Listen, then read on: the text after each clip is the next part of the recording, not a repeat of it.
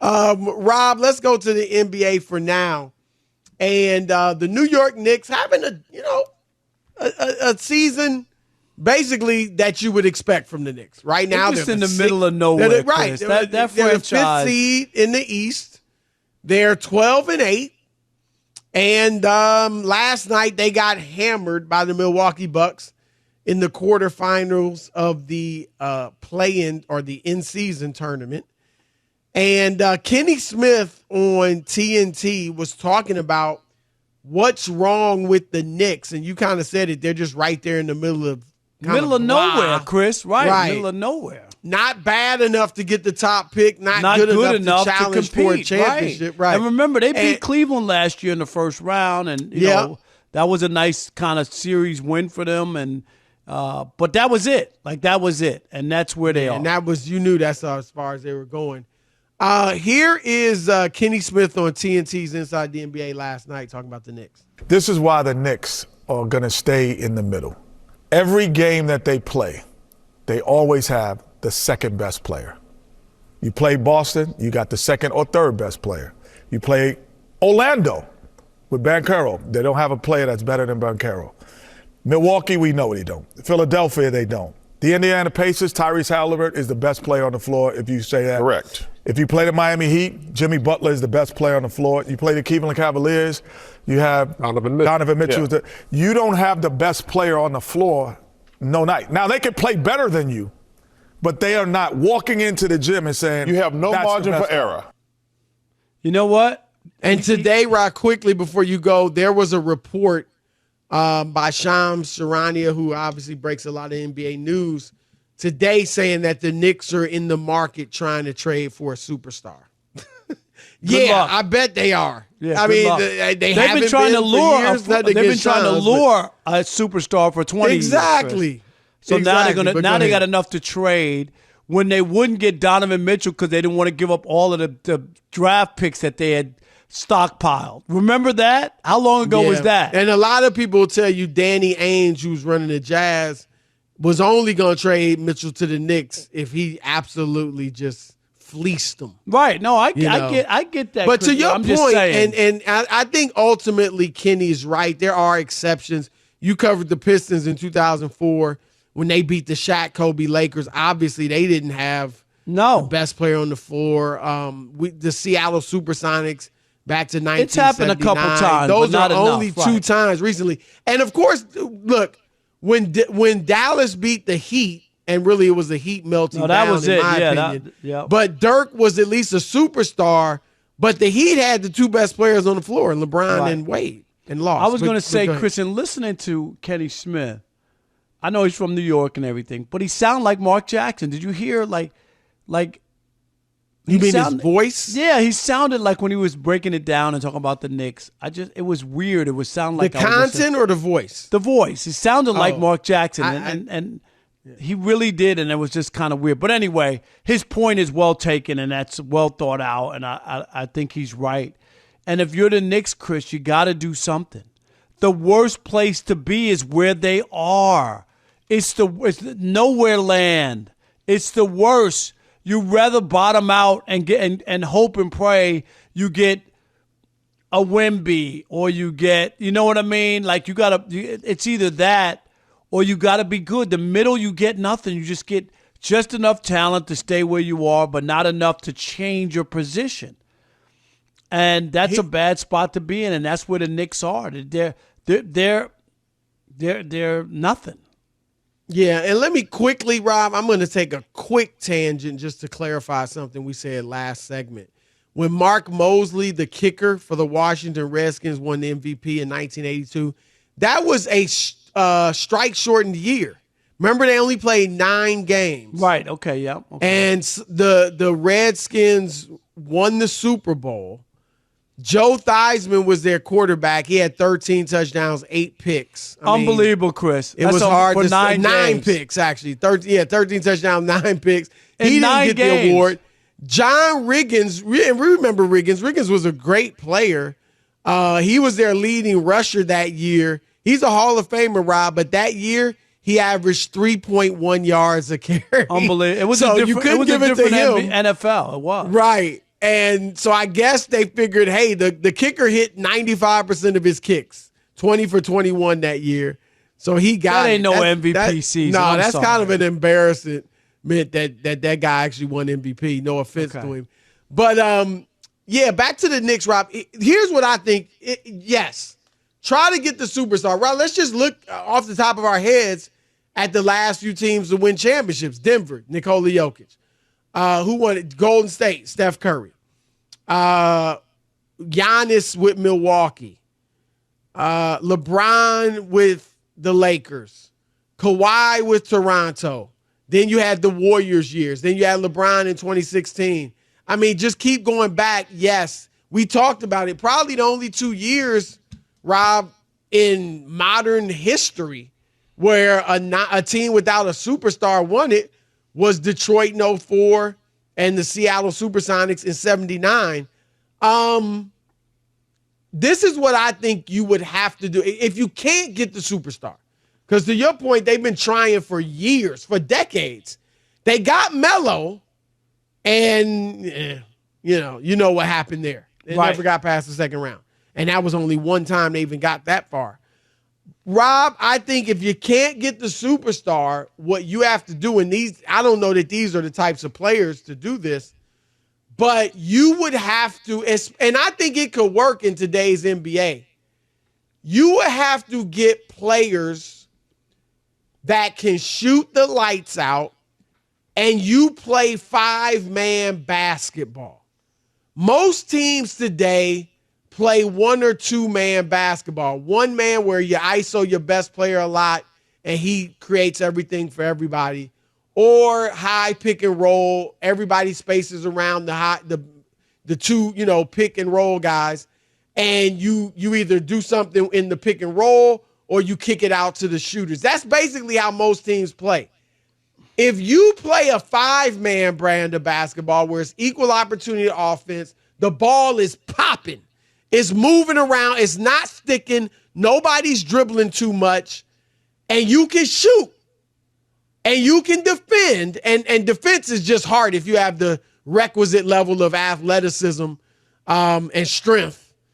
Then I think you could make some noise. I'll go to like when San Antonio ran through the Heat in 2014. Now, granted, they had Tim Duncan, but Tim Duncan was old. He wasn't, the Tim Duncan of his greatness. Right. Tony Parker was even a tad old at that point. And Manu, same thing. They ran through the Heat, and I get the Heat were a bit banged up with Wade and Bosh, but they moved the ball. They played smart basketball and team basketball. Rob, Golden State. Nobody thought Golden State was going to ever even win a championship, let alone 4, right? When Steve Kerr took over. What'd he do? Before that, and Mark Jackson did a great job with them defensively, and they were a really good 50-win team. But they were just doing the same thing everybody else did offensively, which was high pick and roll with Steph. And then Kerr came in and said, you know what? We're going to move the basketball. Steph's going to be off the ball, moving, running off screens and getting jump shots. And the rest is history. They played 5-man basketball in a 1 or 2-man ball league. Mm-hmm. And, Steph was not supposed to be all that. He's from Davidson. Draymond, 2nd-round pick. Clay, late lottery pick from Washington. And so I'm not saying it's easy. I'm just saying if you don't have a superstar, to me, that is the way you have to play to win big in the NBA if you don't have a superstar. Yeah, I mean, and it takes some luck, Chris, just what you said. Getting some players and being fortunate that it all meshes together. It's a tough spot to be in. And people are going to go to the Garden and sell out and buy tickets because they're basketball fans in New York. They love basketball. They love the Knicks. And at least they can see the opponent. Well, the opponent's superstar. But you know what I mean. People want to go to the Garden. No. And no, I know. It is a great atmosphere. It is. And I'll give the Knicks credit. Yeah, because I used to joke about, Madison Square Garden, Rob, great place to watch basketball. Rappers, superstars, celebrities in the crowd in the front row, first 10, 20 rows. That's awesome. But they've renovated it and it's really nice now.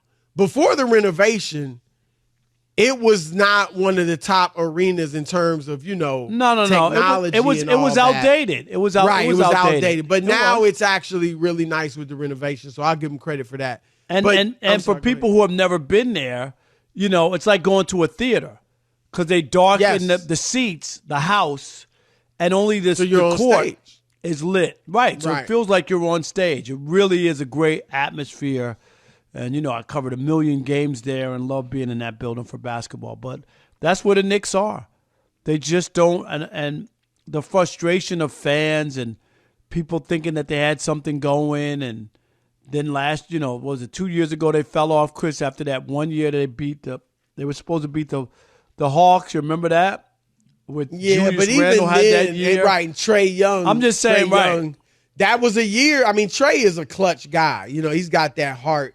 But even Rob, if they had won that, though, you know what I mean? No. I'm just saying, but they felt good about that because they felt like they finally got Julius Randle, who they thought maybe he'll be our guy. Exactly, like that. And then the next year, he had that bad year. The very next year. Look, they've got 3 really good players: Jalen Brunson, Julius Randle, R.J. Barrett, but they're not the type of players, Rob, to play the way I just suggested. And they're not, none of them are like a superstar for sure. I mean, you're stretching it a tad to even say they're stars. Put up numbers, right? I mean, if you want to call Julius Randle a star, okay. You want to call Jalen Brunson now a star, okay. But you know what I'm saying? But that Detroit team, here's the thing too, Rob, that Detroit team, and I guess you could say this about the Knicks. Chauncey Billups had been a bust before he went to Detroit. But he was a top pick. What was Chauncey, the 4th pick in the draft?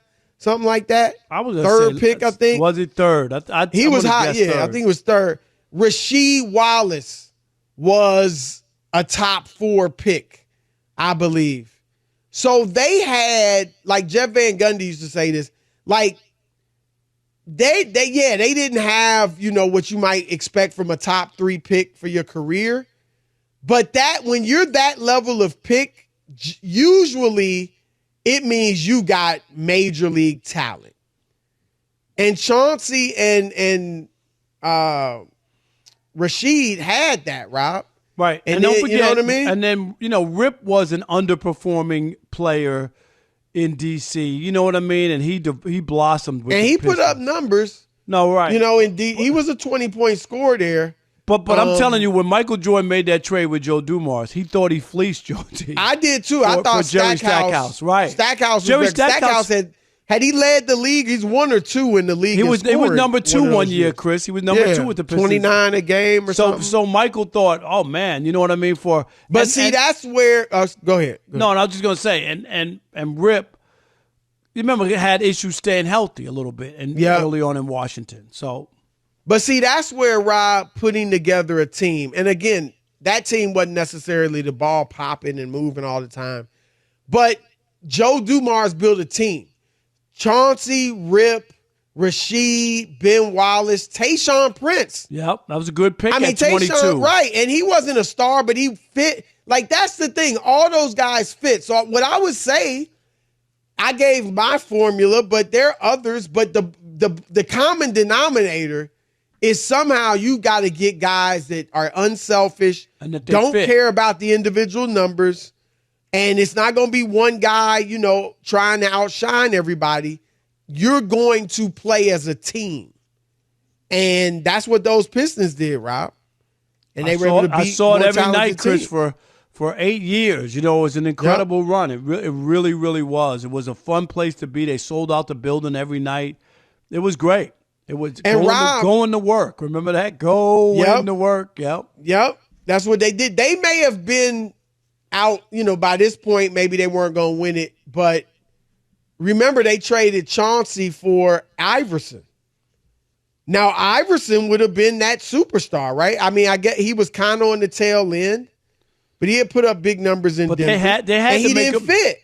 They had to make a move because remember they lost 3 straight Eastern Conference. You know what I mean? Yeah, Like, you couldn't bring back, you couldn't bring back right. the same team again. Like they just had. But to make Chauncey a move. was probably the wrong guy to trade. He was such a great leader. You know what I mean? But in order to get somebody, Denver got to the conference they got to the West championship that year because Chauncey lost 4 straight conference finals. Yeah, because remember he lost in Denver. He lost with Denver and 3 with the Pistons. Right. He lost 4 straight. I mean, Chauncey was that close to maybe going to 4 straight NBA finals. He was in 4. Chauncey is an interesting case for Hall of Fame. He is. He's an interesting one.